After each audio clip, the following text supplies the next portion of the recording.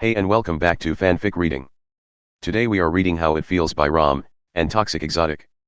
I hope you enjoy. Chapter 24, A Trip Downtown. The house was much louder than usual as Blake woke up.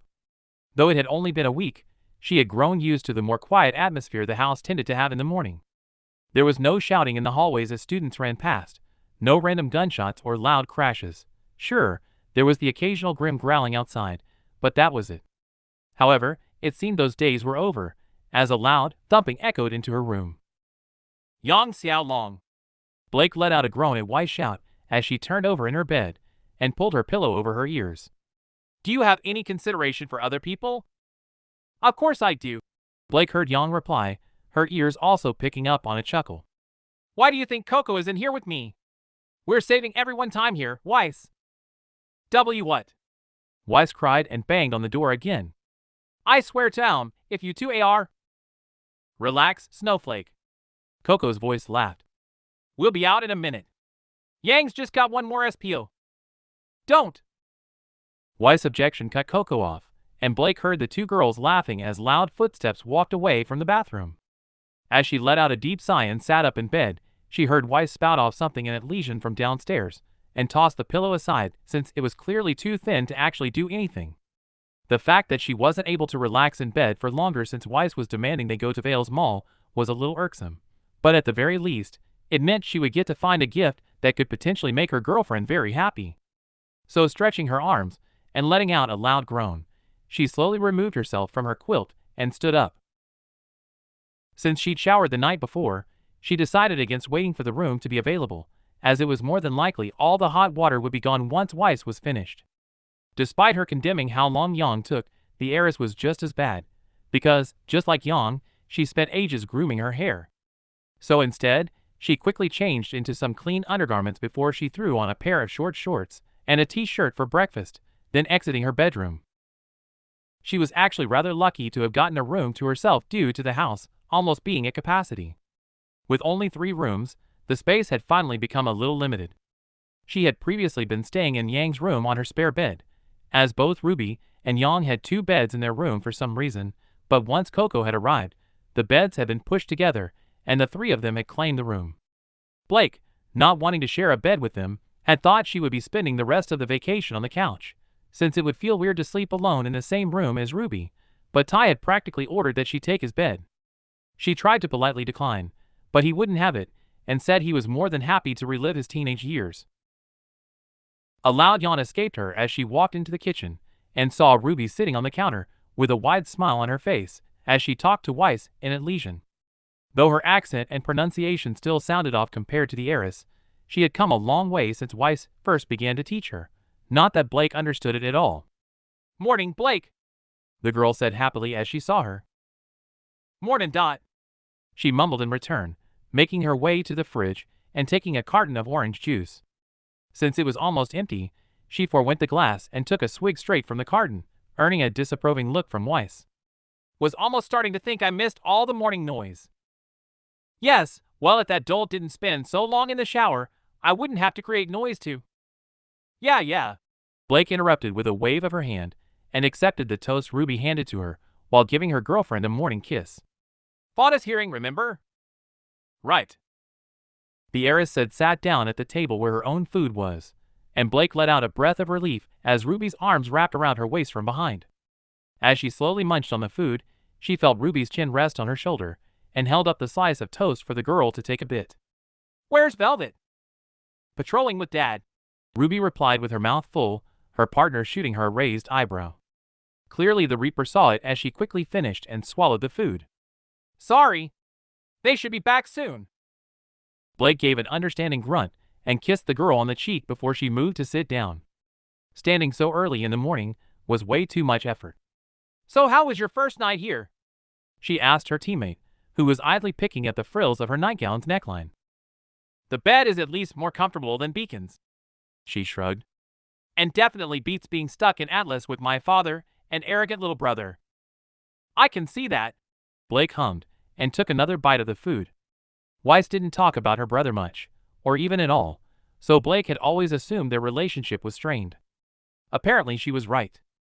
And for what it's worth, since I didn't say it yesterday, it is good to have you back. It's worth a lot, Weiss reassured her, though her eyebrow raised and Blake realized she had just committed the cardinal sin of talking with her mouth full. However, she was not Ruby, and simply raised her own in return, causing the heiress to shake her head. Though Weiss' expectations regarding manners had caused a few altercations at first, especially with Yang, who thought the girl was being rude to Ruby, it had quickly been understood that it was a part of Weiss' upbringing she hadn't been able to shake off. She had tried for a while, but that need for some form of propriety always returned, but that didn't mean Blake was going to follow it. While Ruby actually seemed to appreciate it and listen to her partner, she and Yang quite often opted to just ignore it. As she gave the heiress a small smile, her ears caught footsteps on the stairs, and a couple of seconds, Yang and Coco appeared in the doorway. Yang seemed to be mostly dressed, though her jacket and belt were missing, leaving her in nothing but her yellow crop top and black shorts. Coco, on the other hand, hadn't even bothered, and strolled into the kitchen with a brown towel around her chest and waist. None of the team were particularly new to Coco's complete lack of shame when it came to her body, but Weiss still rolled her eyes and let out a deep sigh. "There you go, Schnee!" Coco grinned as she wiped the strand of caramel hair out of her eyes. It was rare to see the leader of Team CFEY without her sunglasses, so it almost made Blake smile to see how much happiness was in the girl's eyes. "Shower is free. You totally made that rhyme on purpose." Yang grinned, her arm around the fashionista's shoulders. "Thought it would bring a smile to your face. Totally worked. MHM. Yang hummed and leaned down to kiss her smirking girlfriend. A loud groan issued from Weiss' side of the table as the heiress stood up. "I'm going to have a shower before I throw up. You two better have cleaned up and left me some hot water. We both made sure other was clean, if that counts." Yang grinned and attempted to poke Weiss as she passed, only for her hand to be slapped away with a scowl before the girl left the room. The pair laughed at each other, and Coco sat down at the table, while Yang moved to make them something to eat. "Fel's not back yet?" Coco asked as she adjusted her towel. "Nope," Ruby replied as Yang pushed her off the counter and tossed her a pack of cookies from the cupboard. "She should be back soon, though." "Gotcha." Coco nodded and turned to Yang. "Where's your scroll? I want to call her." "Should be on the couch. Tell her she missed a very cleansing shower." "Gotcha." Coco grinned and stood up. "I'm gonna get dressed too before Weiss explodes. You should as well, Blake." "MHM." Blake hummed as she was drinking and gave a short wave. Once she had drank enough, she passed the remainder to Ruby, who took it happily.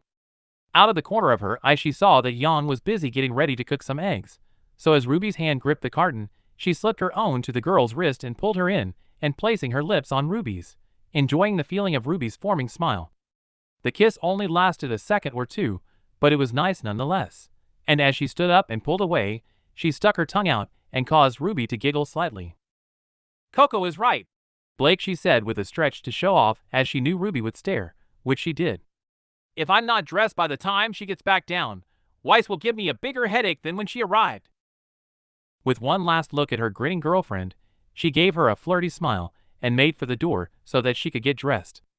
As she was leaving, however, she heard the tiniest of chortles come from Yang and focused her hearing. "I totally saw that," the girl said, and Blake felt her cheeks warm happily as she made her way to her room. "I hate the city." It had only taken 5 minutes for Blake to miss the peace and quiet of Patch. The very moment they arrived in Vale, they were greeted by the honking of cars, loud voices, and every other sound that accompanied a bustling city. "Why is it always so loud?" She scowled and adjusted her bow. "Probably because a lot of people live here." Yang laughed, her hand in Velvet's right as they all walked towards the mall. "Shouldn't you be used to the noise? Didn't you say Menagerie was cramped with people?" Blake sighed as a loud car horn issued off to the side and made both her and Velvet jump a little, though Velvet less so. "We don't have cars with stupid horns." Purposefully. Even without the sly, judgmental looks, being a faunus in a city had many downsides, and those downsides were often different for each faunus. For those with horns or tusks, the pack streets were a nightmare, as there was always a chance of catching someone with them. She couldn't count the amount of times she had heard from other faunus that they had been involved in altercations because they accidentally cut someone or had their antlers get tangled in someone's hair. For those with tails, There was the ever-present worry of it being trodden on by accident, though sometimes not so accidentally, or getting caught in a door. But for faunas like Blake and Velvet, who had traits that offered some kind of sense advantage, cities sucked for a whole other reason. Though everything was loud for humans, for Blake and Velvet, they were so much louder. The car horn sounded like raid sirens, the slamming of a door sounded like a miniature explosion, and the shouting always sounded like the person was right next to them. Though she didn't have experience with it, she had heard from those with heightened senses of smell that the experience was just as awful. The stench of sweat, perfume, pollution, and the varying other smells and almost constant and borderline overwhelming. It was part of why Menagerie had opted against vehicles, and tended to build their pathways so wide.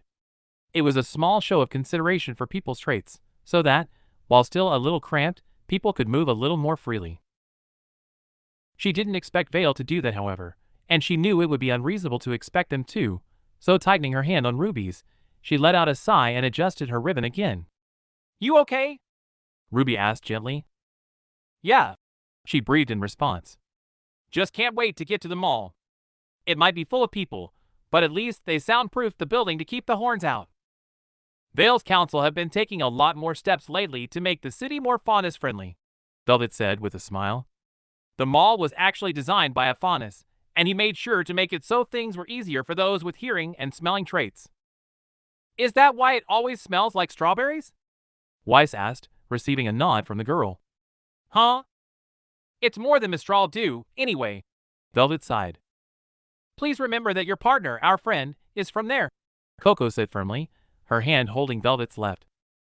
"I know," Velvet replied, her ears folding slightly at the tips. "Anyway, what you lot want me to buy? Why? It's supposed to be a surprise." Weiss cut Coco off with a scowl. "Calm down a little there, Weiss," Yang replied immediately. "Why is this so important to you anyway?" "I just like it." Blake was sure everyone could tell that was a lie, but no one called her on it, as they knew it would do nothing but sour the heiress' mood. Even Yang, who normally called the girl out on everything, decided to just give a small shrug instead. "What's up there?" Blake whispered to Ruby, knowing that if anyone knew then it would be her. "Huh?" The girl started a little as she had been staring at a bakery across the street. "Oh!" She leaned in a little closer. "She used to spend Christmas with her grandfather, but he passed away a couple of years ago, and her father isn't the Christmas sort, got it?" Blake finished the sentence, receiving a nod in return. She knew just how much Weiss respected the man who had founded the SDC, so hearing that they would spend the day together made it easy to see why she loved the holiday. It took them another 15 minutes to reach the mall, but once they did, both herself and Velvet let out a sigh of relief. The sounds of people shopping were still everywhere, but without the car horns and everything else, she found herself able to relax a little. Letting out a happy breath, she put an arm around her girlfriend and followed Weiss deeper into the shopping center. It was actually quite large with 4 different floors. Escalators crisscrossed each other as they led upwards, and a few elevators sat on either side. Though the 2nd, 3rd, and 4th floors were mostly just stores, the ground level had quite a few lounge areas. A large fountain sat in the very center of the mall with chairs surrounding it. On the opposite side of the entrance was a large food court, not quite as large as the one next to Beacon, but still with plenty of food vendors to keep everyone satisfied. As Weiss had pointed out earlier, the faint scent of strawberries could be picked up in the air. The first place they visited was the general store near the entrance, so that Yang could pick up a drink, but when they finally exited the store, the blonde looked around the busy mall, and then at their group, and let out a sigh. "This is gonna take forever if we don't split up," she said. "Yang is right," Coco agreed. "Why don't me, Yang, and Velvet go do our stuff, and you 3 can do yours?" "Actually," Velvet said quietly from between the 2 girls, "if we're going to do this, I want to keep mine a surprise." Yang and Coco looked at the rabbit faunus with amusement, but gave a quick nod. As they did, Blake looked at Ruby and realized that she too wanted to keep whatever she found a secret. She was fairly certain where she was going to find something for her anyway, but the surprise would at least be nice. "I do too," she declared, earning a small pout from her girlfriend. Rolling her eyes playfully, she glanced at Velvet. "Want to swap?"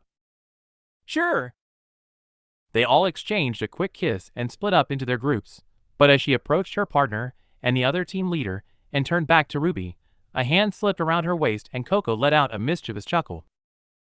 "Looks like you're with us now," she said in a flirty voice. The action immediately earned the stink eye from Ruby, and Coco let out a loud laugh as her arm pulled away. "Relax, Red. I already got my girls. I'll let you keep yours." "Right." Ruby scowled as Velvet let out a soft giggle, clearly amused by the playful flirting. "Should we meet up here in about 90 minutes? "Sounds good to me," Blake smiled. "Us too," Yang and Coco replied. "All right," the Reaper said with a smile of her own as Weiss and Velvet began to walk away. Have fun." The girl looked around to see her friends were already walking, and with a quick call out for them to wait, jogged to catch up. Blake shook her head and turned back to her partner, the blonde arm slipping around her shoulders. "Weapon shop?" "Yup," she replied. "Oh, look at this one." Yang's excited voice carried through the almost empty store as she inspected a camera that was on display. While Blake had already picked a simple battery pack for Velvet since she didn't have much money, at least not anymore, Coco and Yang were still messing around with the camera. The blonde seemed to have found herself amused from looking at the pictures that previous visitors had taken of themselves, and was determined to get them to look too. Clearly interested, Coco looked over her girlfriend's shoulder and let out a hearty laugh at whatever Yang had found. "Aren't you supposed to be looking for a gift?" she asked the pair. "Huh?" Yang asked, not bothering to look up from the camera as they chuckled at more pictures. "But we already decided before we left the house." "Yeah, Velves has been a little grumpy about her favorite lens filter getting scratched, so we're getting her a new set for Anisadora." "So why are we still hanging around?" "Because..." Yang grinned mischievously and gave Coco a knowing nod. "It's picture time." And it was too late. Coco's arm had already hooked around her neck and dragged her between them. With how the older girl swung around John Duya with a single hand, Blake knew she wouldn't be able to free herself from the brunette's clutches, a fact that was only cemented further as Yang's arm slipped around her waist. The blonde picked up the camera from its stand, and the both of them squeezed in closer. However, though she may have been caught, Blake was determined not to give them the smile they wanted as she wasn't fond of her picture being taken. But that was quickly rectified too as Yang's fingers tickled her side, and her lips pressed against her cheek. A small grin was pulled from her as she tried not to laugh under her partner's actions, and the bright blue flash caused her eyes to burn for a second. She heard Yang and Coco laughing as she rubbed her eyes free of the spots, and the camera was placed back onto its stand. By the time her eyes finally corrected, the pair were already walking to the counter, and Yang looked back to stick her tongue out, causing Blake to roll her eyes. A sigh escaped her as she approached them, but it was mostly just to cover a happiness that she definitely wasn't going to show Yang, should she just encourage the brawler even further. She placed the battery pack on the counter as Coco ordered the lenses and handed the girl the money. "Assholes," she mumbled grumpily. "Don't be a sourpuss." Yang grinned, like at the fact that she knew she was one of the few people in the world who was allowed to make cat jokes, and turned back to the girl behind the counter. "Hey, what are the odds you could print off the picture we just took?" I'm really not supposed to," the checkout girl replied politely. "Aw, come on, gorgeous." Coco grinned and turned on her flirty voice as she held up her scroll to show the beacon pass, causing Yang to chuckle a little. "Not even for some huntresses in training?" The girl inspected the pass for a couple of seconds, but finally gave a humorous shake of her head. "Fine. But I'm telling Velvet you were flirting with me." Coco was clearly taken aback by the mention of her girlfriend's name, but she quickly recovered and leaned against the counter with a grin. "Didn't know our cute little bunny liked to brag about me? Did you, Yang? Learn something new every day." Yang chuckled and slipped an arm around Coco. "She brag about me too?" she asked hopefully. "If you are the hot-headed one with a heart of gold, then yes." The girl chuckled as she pulled a pack of lenses from under the counter, as Yang performed a small fist pump and hissed a silent "Yes." After almost 5 minutes of Coco and Yang flirting with both each other and the cashier, something Velvet didn't seem to mind even when she was around, the three of them left the store with their gifts in hand. Thankfully, the 20 minutes they had spent in the photography store had been enough for the third floor to become less crowded, so they were able to move with a little more ease as they made their way to the weapon shop on the other end. While they had originally intended to go there first, the photography store was much closer, and they had opted for that instead. As soon as they arrived and walked through the doors, the familiar smell of dust and oil greeted her nose. On one side was a row of multicolored pipes which Blake knew held various forms of dust, while shelves stood on the other side, each filled with magazines and books for pretty much everything a huntsman or huntress could need. At the very back was a whole array of weapon parts, from triggers to casings, stocks and scopes, pretty much anything to make any weapon you wanted, even a few types of ingots should your weapon have a blade. Iron was the cheapest and most used, but they also had steel, and even a couple of a special material from Atlas called dustil that, while extremely expensive, was designed to mimic dust properties. She had only ever seen two people use such a material, and that was Reese with her hoverboard, and Neon with her nunchaku. You know, I've done it so many times now. Yang grinned and walked over to the shell casings to pick up a box. But walking in here without Ruby is always weird. Lacks the squealing? Blake smirked as she knew just how much her girlfriend loved weapon stores. I'd forgotten what it sounded like too. And drooling, Coco quipped and strolled over to the magazines. She still owes me for that magazine I had to buy because she drooled on it. Chuckling at that, as Ruby now kept that very specific issue safe since she still had to pay for it, she made her way to the counter and gave the elderly man behind it a smile. She knew the man owned numerous businesses around Vale, so the huntsman that she could hear shifting his weapon slightly in the back room was likely someone he had hired for protection. It seemed that a couple of dust and weapon stores in Vale had tightened their security a little after the vacuo robberies. Hello! She greeted him warmly, earning a mumble in reply that even she couldn't make out. Do you have any new parts in for high-caliber sniper rifles? MMM? MHM. The incoherent mumbling was pretty much all the man ever said, but it didn't matter since he pointed to a section in the corner where a bunch of boxes were stacked on top of each other. Thank you. Blake made her way over to the boxes and scanned through them. Fortunately, she could avoid anything that was designed to reduce recoil, as Ruby would likely take it as a personal insult if she were to receive something that removed her ability to bounce around with her beloved scythe, but there were still quite a few options. She also knew to stay away from anything that would be used for the scythe functionality, as the Reaper loved to customize that herself, so she settled herself into looking at stocks and bolts. They may not have been the most glamorous parts, but she had seen Ruby gush over them enough times to know they would still be appreciated. Finally, after sifting through the new releases for a while, Blake picked out a new bolt from Vacuo that was a little thicker, but was grooved for a better grip. After that, she abandoned the new releases after seeing all the stocks were not the type Ruby would use, and went to the old section, quickly finding what she needed. She knew that the Speedster had a few of them back at the dorms, but with just how much she tinkered around with her sniper scythe, a few more wouldn't hurt. She also picked up a few casings and a magazine as she passed them, since she knew one had been lost while they were protecting Pearl's funeral. You got everything? Yang asked as she approached the counter. Yup. She held up the boxes, and Yang helped her with a few. You? Nah, gotta see if there is a nice combat skirt or something when we pick up Weiss stuff. We can go halves on Weiss if you're a little short. Thanks. No problem, Yang said with a nod, watching closely as she took out her wallet and pulled a few of her very limited lean card outs. Blake, I'm sure you're... No. Okay. Yang sighed. All right, Coco said, breaking the silence before it even began. Got her master's guide, What's New, Steel and Seal, and Uniquities, How to Maintain Your Garden. Last one is a joke, but she should get a kick out of it. What's a gardening magazine doing here? Blake asked as she focused on paying the man, since she sensed Yang's eyes were still on, and didn't want to discuss that topic. Special edition of a unique weapons magazine, the blonde explained with a sigh, clearly getting the message. Guess this month's is on weapons that are also gardening tools. MHM. The man behind the till hummed as he passed Blake her change with a bag and began to scan Coco's stuff. While Coco checked out, Blake glanced up at her partner and gave her a smile. She appreciated the girl trying to help, but that wasn't how she wanted it to be WHE. If she called them, and she certainly wasn't ready for it. Thankfully, Yang smiled back and Blake let out a breath she didn't know she was holding. You two ready to get Weiss stuff? Coco asked as she put her stuff into her bag. Lead the way, Miss Fashion Queen. Yang grinned. Ruby let out a loud groan as they exited the bookstore into the throng of people.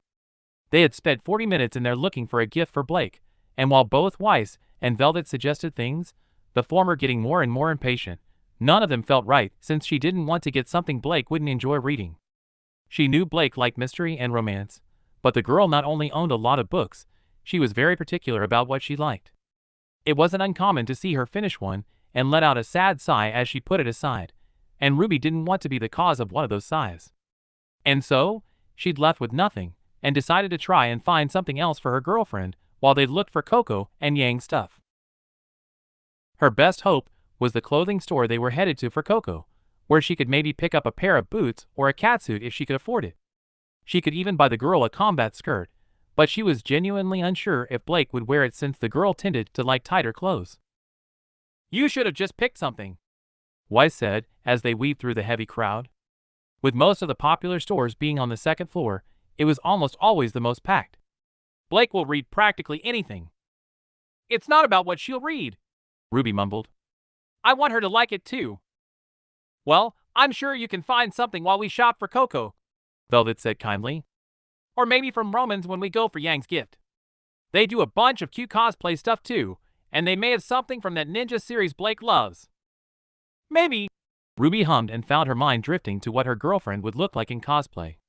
Feeling a blush creep at her cheek, she shook her head slightly to push the images away. "Ugh," Weiss scoffed with an upturned nose. "I can't believe you are dragging me to that debaucherous store." Ruby had no idea what debaucherous meant, but Weiss frequently expressed disdain for stores, so she simply shrugged it off as another one that the heiress didn't approve of. Velvet obviously did too, as she rolled her eyes and said nothing more on the matter. A minute later they had entered a clothing store that they knew Coco loved. The place was huge, and, from the look of the price tag she glanced as she walked past, way beyond her price range. It wasn't surprising as the store was one of the leading fashion stores in Vale. Thankfully, everything they would need was in one section of the store, so they made their way to the back where the brown and black clothes were hung and began to skim through what was there. She scanned through the clothes with mild interest since she wasn't really too sure on what Coco liked to wear.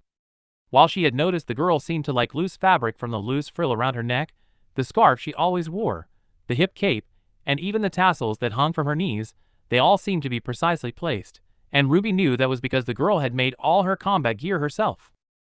"You should just get her a shirt," Velvet said sweetly as she strolled up to her side. "She really is quite particular about her other stuff. Even I have trouble." "Oh.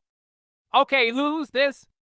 She held up a really nice-looking caramel shirt and received a nod. However, her smile quickly dropped as her eyes caught the price tag and saw that it was 130 lean. "And maybe if I saved up for AY.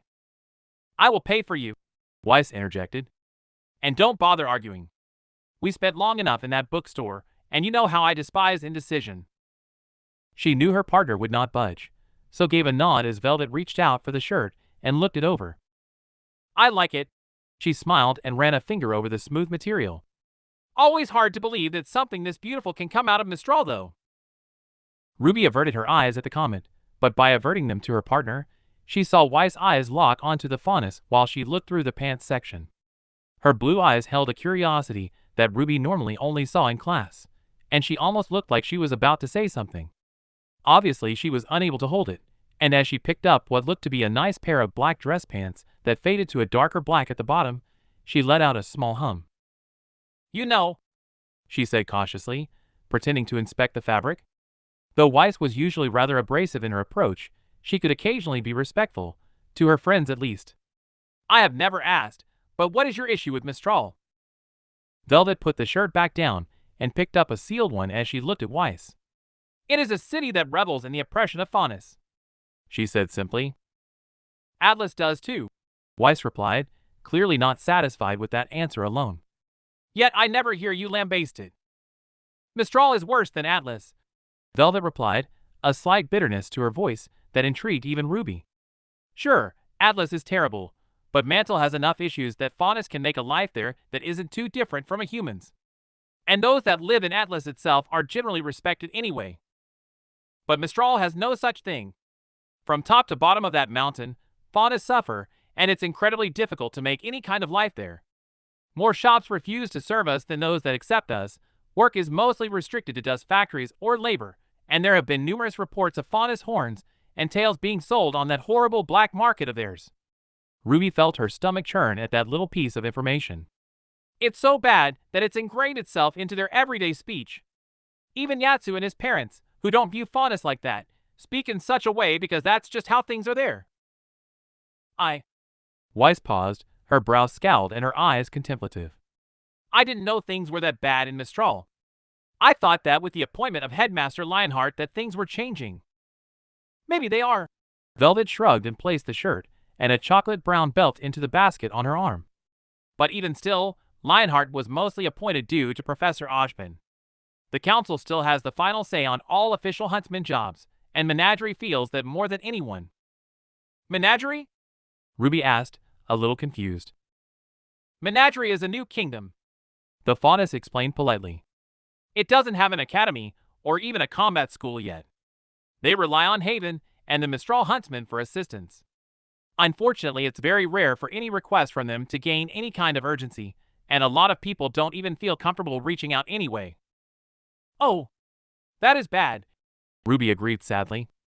While she still didn't agree on Velvet's outlook on Mistral as a whole, she could certainly see how parts of it were rather off-putting. Huntsmen should be helping everyone. Yes, we should, Weiss agreed too, receiving a smile from the older girl. I believe that too. Velvet smiled and passed the shirt to the heiress waiting hand. Which is why I want to travel to Menagerie when I graduate. I want to help the people there, and maybe even open a combat school one day so that I can teach anyone who wants to learn how to defend themselves and others. My semblance is rather good for teaching different combat styles, after all. That actually makes a lot of sense. Weiss hummed as they all began to make their way to the counter, where a middle-aged lady greeted them with a smile. I assume Yang and Coco know your goals too. Velvet's face dropped for a moment as she passed the belt to the woman. It was clear that the question troubled the girl slightly, as her ears folded and a deep sigh escaped her. Silence filled the space between them all for a while, and Ruby shared a worried look with her partner. It was only once all of them had been served and were making their way back out of the store that the faunus finally replied. They know, she mumbled and looked at the ground as they walked. Coco is all for it. She is actually quite excited. But Yang? Velvet paused and both Ruby and Weiss let out a breath as they both knew the issue. It was Weiss who finally said it. Yang wants to explore. Velvet nodded and Ruby could see a little worry on her face. We've been talking about it a lot lately. And I know there is still a few years to make those decisions, but at the very least we're going to be separated for a year, since she's a year behind. Ruby knew how the girl felt. Before she herself had been accepted into Beacon early, the thought of not seeing her sister every day had made her feel rather sad at the time. And it wasn't just Yang anymore. She'd missed Weiss terribly during the week she was gone, and that day she called her out of the blue after the funeral had been a very needed conversation. Blake, she couldn't imagine not seeing anymore. Not only was the girl one of her best friends, but they were dating and finally in a place that she was thoroughly enjoying. The idea of not seeing a person you care for so deeply was not an idea she was fond of. But from how it sounded, that was a very real possibility for not only Velvet and Coco, but her too. Velvet and Coco were obviously leaving for Menagerie in 2 years, and since Ruby believed that the trio were going to last, that meant Yang would be leaving in 3. What her sister was going to do then, she had no idea. Weiss was right in that Yang's heart was set on exploring. Even Ruby knew that. She could stay in Menagerie and travel for work, Ruby said with a heavy heart, as she knew such a scenario would mean she wouldn't get to see her sister much. But if you're worried about her calling things off, I don't think you should be. I agree with Ruby, Weiss chimed in, and looked around her cautiously as they walked towards Romans. You 3 are a great couple, even if you are annoying and occasionally rather sickening from time to time. Thanks. I think, Velvet replied with a chuckle. I really hope it works out like that too. Ruby gave the faunus a smile as they finally arrived at the store, but before they could walk through the door, Weiss stopped in her tracks. Turning back to her, she raised an eyebrow as she saw the girl eyeing the store's name. A disapproving scowl painted her pretty features, but she shook her head and walked into the store ahead of him. She still wasn't sure why Weiss didn't like the store, but with a small shrug, she followed Velvet inside. Ruby had seen the store a couple of times, but had never actually been inside. It had nothing to do with weapons or combat skirts. Damn it. Ruby thought to herself as she remembered that she had forgotten to look for a gift for Blake in the clothing store. Unfortunately, she looked down at her watch to see that they only had 10 minutes left before they had to meet everyone back at the food court, so knew she would have to find something for Blake before leaving the store. However, that task looked like it was going to be a rather difficult one as the walls and shelves were lined with the most random assortment of items.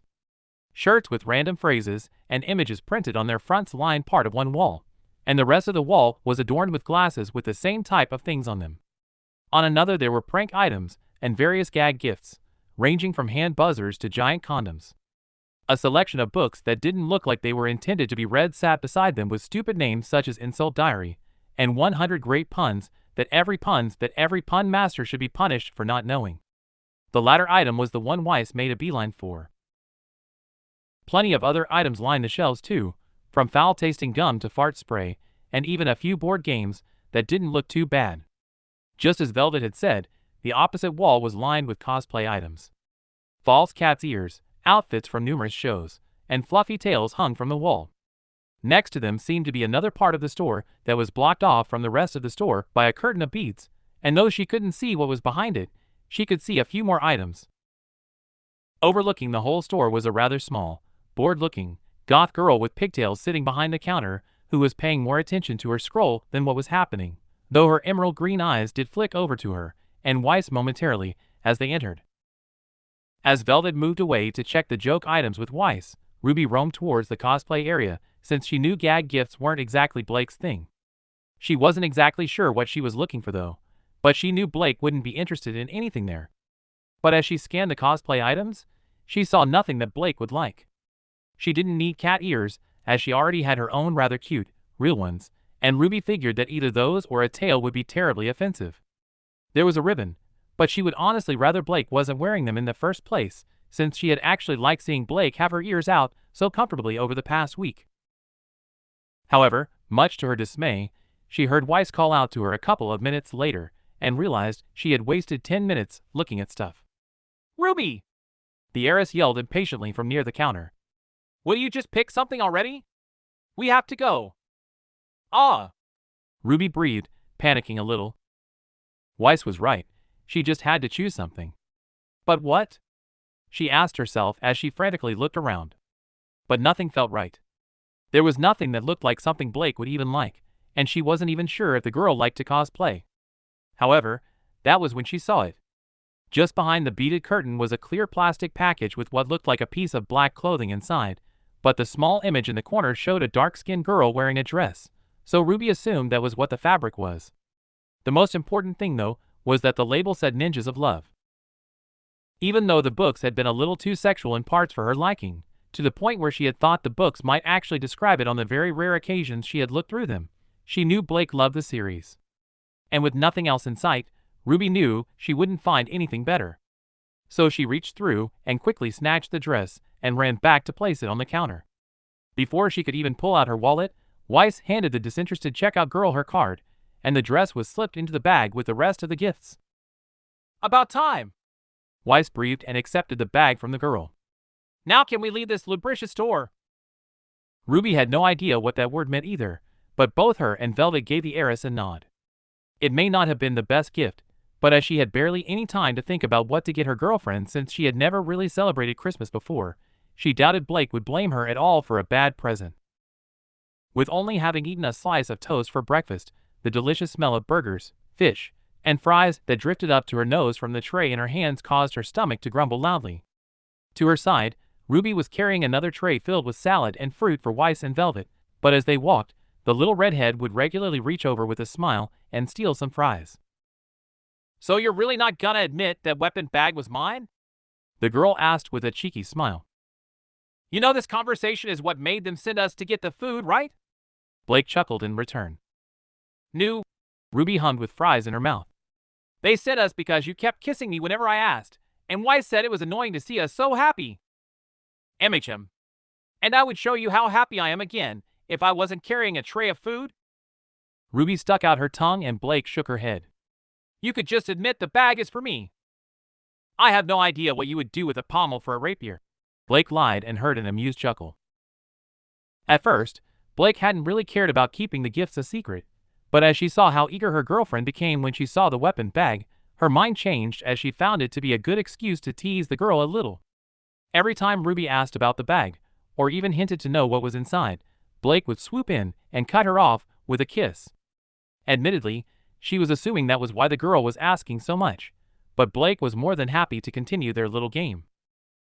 "There is also a bag from Soup as well," Blake said smugly and glanced at the Reaper. "Maybe I just bought you a new combat skirt." "You? Buy a combat skirt?"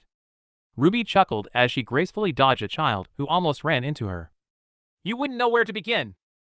"And what makes you think that?" she replied with a raised eyebrow. "Well, you're like Yang," Ruby said with a wide grin. "You have yet to realize how great combat skirts are. You're still wearing your pants and shorts and catsuits." "I've never seen Yang wear a catsuit." Blake giggled at the image of the blonde trying to squeeze her brawny form into one comfortably. "What do you have against them anyway? From what I saw, you quite like mine." Ruby flushed a deep red as they both remembered how the girl's eyes had been glued to her body that morning. She had been tempted to wear the catsuit again, since she really did like that Ruby was so captivated by her body, but she had yet to fix the zip and she figured that might be a little too far. That didn't mean she hadn't been teasing her a little anyway, with purposeful stretches and the small kisses that Ruby very much seemed to enjoy. "I did." Ruby blushed and looked down at her tray to hide it. "And it makes your BU body look great." Blake grinned as she heard the slip-up. "But don't they restrict movement by like a lot?" Blake hummed thoughtfully. "Not really. I mean, a little, but my fighting style relies on me knowing where every part of my body is. A skirt flows as I move and could get caught on something. So if I bought you one, you wouldn't wear it." "Not for combat." Blake laughed and turned to her girlfriend suspiciously. "Did you buy me a combat skirt?" "And no." The girl stuttered nervously, though those nerves vanished quickly, and a mischievous smile appeared on her face. "Maybe. Admit the weapon bag is mine, and I'll tell you what I got you." She flashed her girlfriend a grin and, matching the girl's mischievousness, balanced her tray on one hand while reaching out to firmly grasp the one Ruby was holding. Keeping both steady, she swooped down and pressed her lips against Ruby's to receive a soft hum in return. She let the kiss linger for a moment to enjoy the feeling of the widening smile on her girlfriend's face, but quickly pulled away and gave her a teasing look. "Nope." Before the girl could recover, Blake took off walking back towards the rest of the group, purposely adding a little more sway to her hips as she knew Ruby was watching. "Wait!" Ruby called out loudly as she jogged to catch up, drawing the eyes of Coco and Weiss from the table ahead of them, where everyone but Yang was sat. "Does that mean you would wear a combat skirt out of combat?" She couldn't suppress that laugh that forced its way out of her throat as she placed the tray down on the table, where Coco immediately grabbed a burger. She turned around just as Ruby arrived and gave her a seductive smirk. "Maybe," she said simply, and saw the silver eyes light up a little before turning back to Coco. "Where did Yang go?" "Ovatha." "Huh?" "Over there," Velvet translated after tapping her girlfriend's hand disapprovingly and pointing to the fountain that was nearby. At the edge of it facing away from them sat her partner, with her legs folded and her eyes closed, her yellow aura shimmering around her. "She said she didn't have time to meditate this morning." "Then she shouldn't have taken so long in the shower." Weiss scowled and reached out for her chicken salad. Well, I should probably get her," Blake said, and took a quick bite of her tuna panini. "She threw a fit last time we didn't tell her about food." Both Coco and Velvet gave her a small wave, and she made her way over to the blonde. She knew that the girl liked to meditate every morning and often hated being interrupted, but she also hated cold food and Blake didn't want to be around when Yang took a bite out of a cold burger. Reaching out as she got close to her partner, she placed a hand on the girl's shoulder and felt a sudden wave of worry rush through her. She knew the worry wasn't her own and quickly withdrew her hand, the feeling immediately going away. Before she could even process it, Yang had turned on her and Blake saw the eyes fading from red to lilac. "Sup?" she asked, a smile quickly forming on her face. Had Blake not just felt what she had, she would have easily believed it. "Oh. Food," she said slowly. "About time, I'm bloody starving." She breathed and brought a hand up to slap her shoulder. Instinctively, Blake flinched away, and it earned a raised eyebrow. "You okay, Blake?" Yeah." She coughed and shook her head. "Sorry, little distracted." "I bet." The blonde laughed. "Anyway, I'm starving. Let's go." Before she could answer, Young walked past her and Blake turned to watch. With the exception of the funeral, the girl had seemed so happy lately with both Velvet and Coco being at the house. She knew that the girl certainly had her own issues, and had even confided that she was thinking about seeking her bandit mother at some point, but she doubted that was what was bothering her. However, Yang was a rather private person herself regarding certain things, so letting out a small sigh, Blake made her way back to the table and made a note to ask Ruby about it later, hoping that she could offer some insight on her sister's troubles. Though the house barely looked any different, Blake couldn't help but to note that Weiss's mood had certainly improved. There was no tree since there was nowhere to get one in Vale, especially not so late, but the heiress had bought a couple of packs of tinsel and was joyously engaged in hanging it around the room with the help of Yang and Velvet. As they worked, the snow-haired girl happily hummed to herself, and the sound was actually rather soothing to Blake's ears after the ordeal that was downtown Vale. It was one of the things she actually really liked about Weiss. Though she was certainly rather guarded with her emotions, the humming, and even singing on occasion, was always a clear sign that she was happy. So as she sat on the couch with Ruby and Coco, the other two girls chatting happily about Coco's weapon, John Duya, she let herself watch her friend enjoy the moment. However, she was also watching Yang. She had been watching her partner carefully out of the corner of her eye ever since the fountain, and had noticed stuff she wished she had earlier. Whenever the blonde was talking to someone, she was happy and smiling, the smile that painted her face effortless and believable. But when there was no attention on her, when people were looking away, the smile would drop. Not by much, but it was noticeable when Blake paid attention. And from the way her eyes would flick to Velvet, Blake had to assume it had something to do with what Ruby had said about the Faunus girl's goal of moving to Menagerie after school. Though even knowing that, she had no idea how to help, and that irked her since Yang was always trying to help her. "You okay?" she heard Ruby whisper, and felt a hand slip into hers. As she turned to look at her girlfriend, she saw the silver eyes track where she had been looking. "Worry about Yang?" Blake looked at Coco to see the girl was cleaning her weapon before she nodded in response, deciding to be honest. "We'll talk to her tomorrow." "Weiss will kill us if we ruin the mood tomorrow." Blake breathed and slumped back into the couch. The back of Ruby's head fell against her shoulder as she leaned back from her cross-legged position. "Day after." "Okay." Blake looked down to see Ruby smiling gently up at her. Though she was still a little worried about her partner, she couldn't help but smile in return as she stared into the pools of shining silver. Snaking her arm around her girlfriend's waist and resting her hand on her stomach, she leaned down and pressed a grateful kiss on the girl's lips. "Ugh!" They heard Weiss groan loudly from the other side of the room. "Do those two ever stop?" "Nope." Yang chuckled, the sound feeling a little hollow to Blake now. "Pretty much all they have been doing for the last week." She pulled away and stuck her middle finger up at the blonde as Ruby stuck her tongue out, the blonde returning both while Weiss rolled her eyes. She knew Weiss' remark was only in jest, but to annoy her more, Blake pecked Ruby again and sent the heiress a smug look. All she received in return was a scoff as the snow-haired girl returned to hanging the decorations, the sound of humming restarting almost immediately. And that's all for today. Thanks for coming by and hanging out. I hope to see you next time.